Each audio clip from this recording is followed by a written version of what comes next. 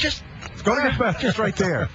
I was watching that film on the Indianapolis race a week ago, and I was thinking about the accomplishments of so many people in that race. You think about Montoya and that team and how dominant they were and had that slip away and how that might affect them going forward down the road. You think about McMurray, the majors, two of them now, Daytona and the Brickyard, and how that might affect them going forward. And you think about how strong the Earnhardt Ganassi Racing Chevrolets, the Richard Childress Chevrolets, and using what's in common to them, Earnhardt Childress Racing engines, how strong they've suddenly got. They seem to have found something, that whole engine combination group. Well, I've talked to Richard Childress, and he's always told me, he said, Rusty, our engines are very, very important to me. I mean, if there's a favorite thing he likes messing with, it's those motors. And he's worked on them very, very hard. His team of engineers back there, they've told me they are very confident with their power.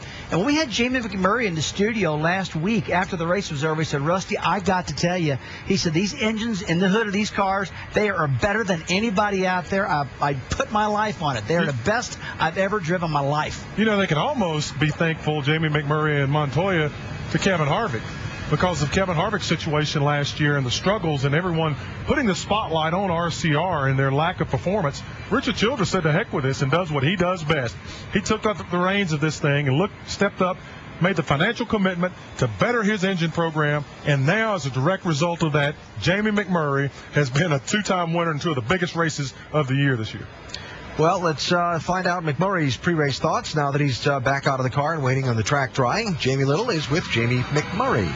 And he's talking to Jimmy Johnson. I'm just standing here trying to eavesdrop. What are their thoughts about this race and what are they learning and so forth? You giving him some tips, Jamie? Yeah, right. Yeah. No, he's actually, he was just telling me about like celebrating the Brickyard versus the 500, and we were both talking about that the 400 you get to savor it more and get to spend it with your team, and after you win the Daytona 500 they take you away to New York and LA and San Francisco and everything, and you don't get to be with the guys that you won it with. So we were just kind of joking around about that. I know you guys are friends off the track as well. Jimmy, what was your reaction when you saw this guy win yet another of the crown jewels?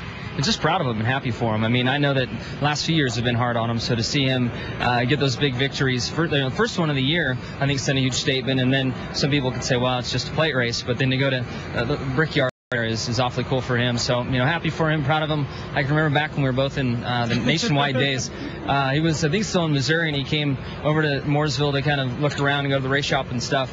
And we sat down on my dock with a few adult beverages, just trying to think and say what, trying to predict what our lives would, hold for us and what would happen and the dreams that we all wanted. So to have it, work out so good for both of us is pretty cool. It's great to see you guys here both talking and celebrating.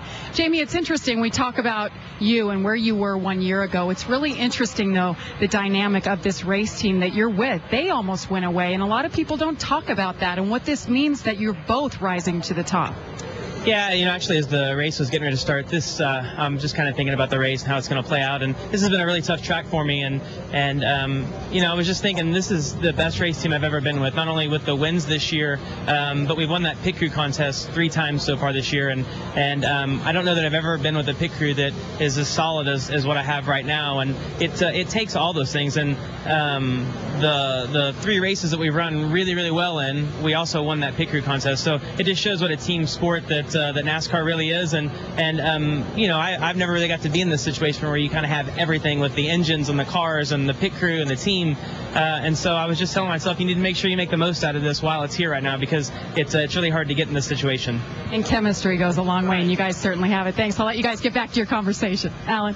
All right, Jamie, thanks. So Jamie McMurray and Jimmy Johnson getting ready to go here at Pocono as soon as we can get this little rain shower dried up and off the tricky triangle.